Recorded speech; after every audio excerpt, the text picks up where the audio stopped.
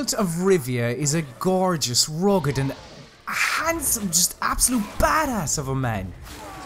My name is Colm Ahern, I'm none of those things. But the man with me right now is all of them in spades. That's Ray Willmott. Ray, how are ya? I'm good, thank you. How are you, Colm? I'm not too bad now. To be honest, I'm actually very excited to talk about The Witcher 3. I suppose possibly the most anticipated game coming out this year. Like it had a few delays along the way, but I think some of those delays have possibly even helped developer CD Projekt Red by drumming up even more anticipation. But yeah, so you recently got to play it. I did, yep. And how long did you actually have with it? About 3 hours, actually, so a very long demo. Okay, yeah, so you got a decent chunk of time with it. And did they just throw you in somewhere kind of in the middle, or was it actually the first 3 hours, or where did they start you? Basically, you're literally at the prologue of the game, so you literally start off from the tutorial section effectively, then you get a bit of a tutorial taste, and then you go straight into the prologue section of the game, really. So there are, I suppose, a number of things we can kind of tackle here. Like, first of all, if we just kind of look at the gameplay and this new combat system that they've kind of touted, how did you find it much different to The Witcher 2, and what exactly kind of what new things are in this in The Witcher 3 with regards combat?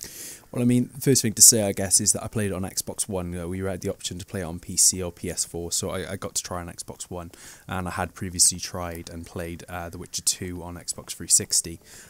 Certainly, the first thing I think that's going to strike anyone is that compared to The Witcher 2 on the Xbox 360, The Witcher 3 is a much more comfortable fit on consoles. The controls are much more responsive. They feel as if they're a better fit for dual analogs and set buttons. But yeah, the combat itself is great. I mean, there's a lot of you can obviously focus on your opponents as general, and you can kind of evade and dodge attacks as they come towards you. There's a real emphasis on using the sign casting as well as using that with another weapon, which I'll talk to you about a bit later. But essentially, you do get given a crossbow as well as your sword. Which with a crossbow is a real effective combination of firing away with your arrows while you're also like doing deflection, kind of like the Witcher's version of Fusrudar. Okay, yeah. So you've got some of that in there, but you can also use sign casting to set fire to your opponents if they get too close to you. There's all kinds of things with the combat, and it just feels a lot more responsive and a lot better, basically. So is that the main takeaway from it? It is, a lot of it is very similar to The Witcher 2, but just more fluid. Yeah, definitely. I think it's Witcher fans will feel very comfortable going straight in. Basically, sign casting is you're very used to it. It's an RPG staple, and obviously the sword combat is very familiar. So you've got your sort of your big lunges, which you can hold the button in to attack, or you've got your sort of your short strikes, which you can deflect opponents away. I think the one thing to master is going to be parrying, which I think Dark Souls fans will probably find quite appealing. So if you basically, as soon as an attack comes towards you, you parry that attack. If you parry it at the right moment, then it creates a whole new sort of a counter attack from Geralt. Yeah, and I think basically the developers themselves described it as a kind of a hardcore mix between Dragon Age and Dark Souls, sitting somewhere between in terms of the difficulty. Yeah, you bring up Dark Souls. Now, I'm probably the only living person on this earth that couldn't give a flying fuck about Dark Souls, okay? Loads of other people love the series. That's fine. Whatever you want to do, that's perfect, right? Bring up Dark Souls, little bit worrying. Like, so you said, yeah, the difficulty sits somewhere in between a Dragon Age and a Dark Souls, so it's not as hardcore as a Dark Souls. No, definitely not. I mean, I think Dark Souls is obviously very punishing with the way it dishes out death. The Witcher 3 isn't. I think it's a lot more comfortable. I think this is definitely newcomers to the series as well as fans of The Witcher are going to very much enjoy it. But at the same time, it will catch you off guard. For instance, enemies' difficulty doesn't scale. So, for instance, if you venture too far off in one area, you are going to probably fight an enemy that's about 5 or 6 levels higher than you, and you're going to get ripped to shreds. Right. Whereas if you stick within the sort of confines of your mission area, obviously it's going to be a lot more comfortable and navigatable for your current level. There's a few other little new tidbits that they've spoken about in kind of interviews and stuff, like this tracking system. Yeah. With a tracking system, effectively, I think the best way to describe it is a bit like the Detective Vision in Arkham Knight and the Arkham series of games. Effectively, it's like your Witcher senses, you put them on, and then you kind of enter like this kind of blue haze. And within that, you can kind of see like the tracks of the creatures you're following. And basically, within the quest, it's used as a way to sort of track down your prey. Or to find clues to kind of further along the quest, and it's used in a variety of different ways in the prologue. For instance, you actually fight a giant griffin within the prologue, and the griffin itself is kind of like that's the end goal of the prologue. You have to defeat this creature, but it is kind of all set up towards that, and there's a nice build up from beginning to end. So there's one instance where you actually have to follow the griffin to its nest. And actually sort of follow its tracks, follow the blood stains, and you effectively then from that point then you actually study the griffin. Once you've found that, you actually study him, you find out about its age, you find out about its build, you find out what sex it is, and it's all about then, once you've found that information out, it's then being able to use that to fight your opponent, and actually kind of find more about their strengths and weaknesses. It's really cool. To fight, like, to use that knowledge for fighting other griffins? For the main griffin you're fighting, but also, yeah, I mean, what happens is you actually get a bestiary with a Witcher, and basically within the bestiary, every time you fight an enemy, that enemy goes into the bestiary, and within that, you actually find out more information about them. It tells you what their strengths and weaknesses are, what time of day or night they come out, when they're actually strongest of day or night, what kind of things you should use against them. So, for instance, if you want to use a particular sign, you recommend using that sign. Whether or not to have a potion when you go into battle, and that information obviously then carries throughout the game. Pokédex, like. Yeah, exactly. Yeah.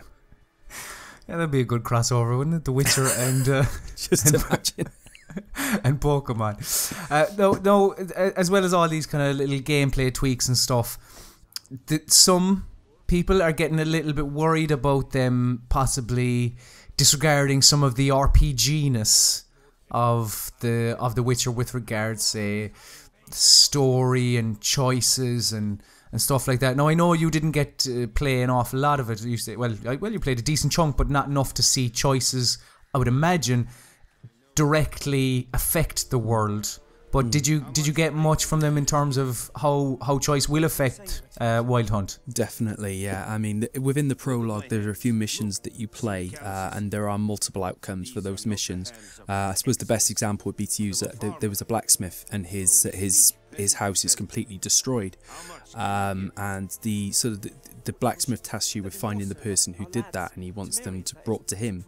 So you set off using your Witcher senses to kind of track this person, and you track it to a house, and you find the person there who's kind of really badly hungover, and the person is basically got really drunk the night before and said, "I'm sorry, I'm an arsonist," which, it can happen. Okay. Many a Saturday night. Yeah. And with that, basically, you speak to the guy, and he's very apologetic. He says, "I'm sorry, I'm sorry, I'm sorry." He actually offers you more gold than the blacksmith does for bringing it to him. So you're left with that choice then. Do you accept the gold and tell the blacksmith you couldn't find the person? Do you bring the person to the blacksmith, or do you just disregard the whole thing entirely? My playthrough actually decided to take him to the blacksmith, and the consequences of that were quite brutal, in that the guy was basically taken off to be hung. So I thought to myself, I thought at the time I was doing the right thing, where actually it felt, once he was taken away to be hung, that perhaps it was a bit of a severe punishment for a silly mistake. But I mean, those kind of things, the developers have actually said that from all the small decisions you get to get involved into the bigger ones, they all have a direct impact on the world. Whether or not that's an instant reaction that you see, or something you see much, much, much later on down the line. But yeah, it seems that... But the other thing to say as well is that morality system is no sort of paragon or renegade as you might see in Mass Effect. So exactly. I love that about the Witcher 2 as well. It's just... there is no... Here's the blue choice, here's the red choice. It's just choose what you naturally would. And that's the good thing about it, is that you don't... They make it clear that there is no good or bad choice. The choice is just a choice. And whatever happens from that choice, you have to deal with the consequences effectively. Whether or not that's... it's all... you are going in blind in a sense, and whatever feels right to you. So I think that's cool. I like that about it. Yeah, exactly. And like, over your 3 hours, did you get to visit many kind of little villages or towns, or like speak to the townsfolk and have them say, "I need 6 golden necklaces," and all this kind of side quests, effectively, Ray? Like, how are they? How are they in The Witcher 3? Because again, as far as I'm aware, they're meant to be less of that fetch quest shit and meant to feel a bit more important as such. Yeah, well, I mean, the main bulk of the prologue is actually on the road to Verima, and Verima's the town you actually go to visit. And where you actually go, when you go there, you effectively, it opens out once you reach the town. The townsfolk want different things. Like I mentioned, the blacksmith quests are also other quests that are involved as well. I would agree about the fetch quest thing, certainly. I mean, what I like about it is side quests, and the developers have actually said this. They've actually spent as much time on the side quests as they have on the main quests, so they've treated them like proper elements of the story. And one of the major things is basically what may appear to be an initial fetch quest, when you've actually set the quest off, the quest will actually deviate in a different direction. So where initially, cool. So what you might actually think, oh, I've actually got to pick this guy up, but then the narrative switches around and suddenly perhaps you're actually got to be working on the side of the person you've got to collect, and then you have to do something else. So I mean, the quests are they're very good at basically making it feel fresh and different. And I think that's clear straight away, even from the prologue. I mean, I'm hoping that's going to keep it throughout the game.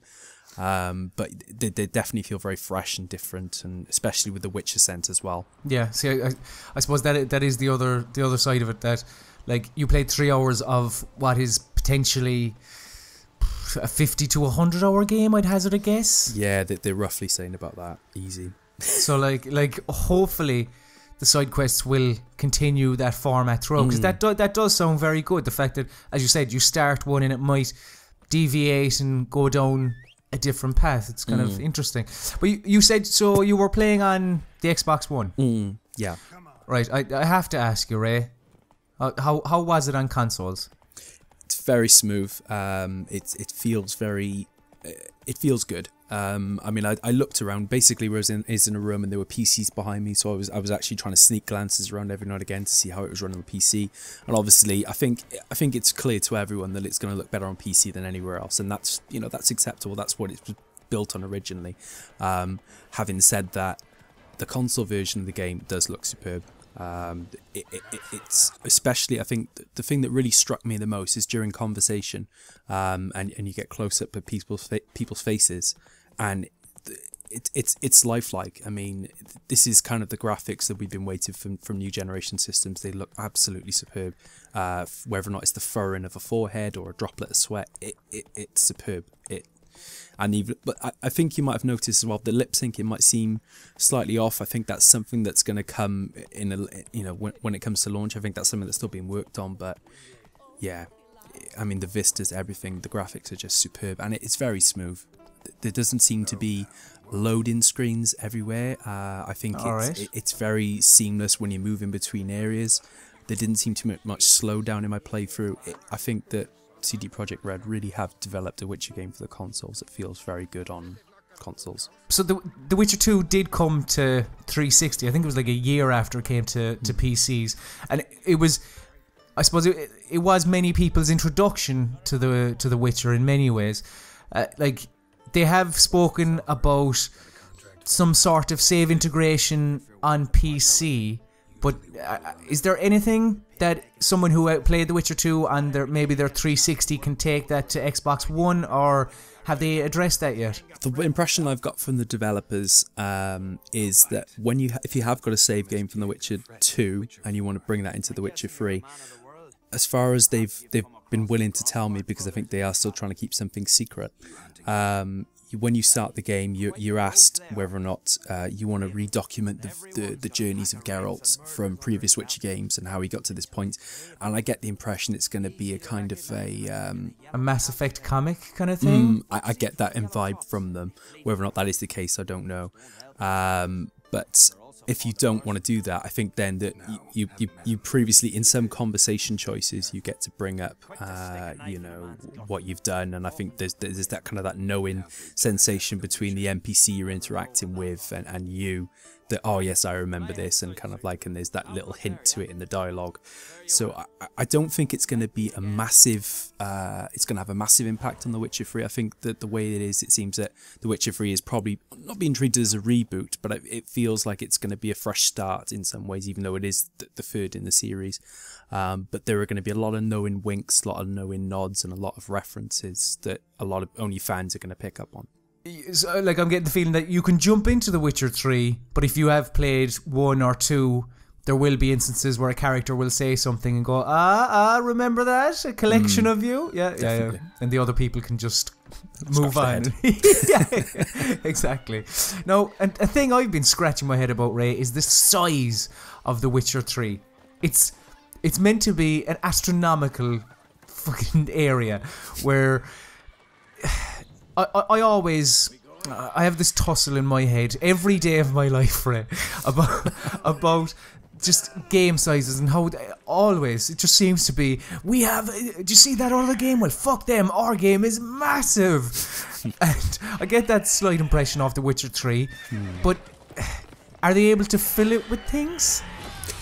Well, I mean, from the prologue area, I think it's designed to be a real taste of what's to come, and it's a big area. Verima is not a small area. There's about 5 hours worth of content there, I think, if you really look from top to bottom. But when you sort of push the map back out, you see that you've got about 5 different areas on top of that, and each area is much, much, much, much bigger. My question to the developers at the time was, obviously, you know, like you say, things seem to be getting bigger and bigger and bigger all the time. And the prologue is a nice indication of the quests and the things you get to do, but is that going to be sustained throughout? And they seem confident it will be. They're confident that they've got a game that they've built. They've not built it to be big. The amount of ideas and content they had have made it this big.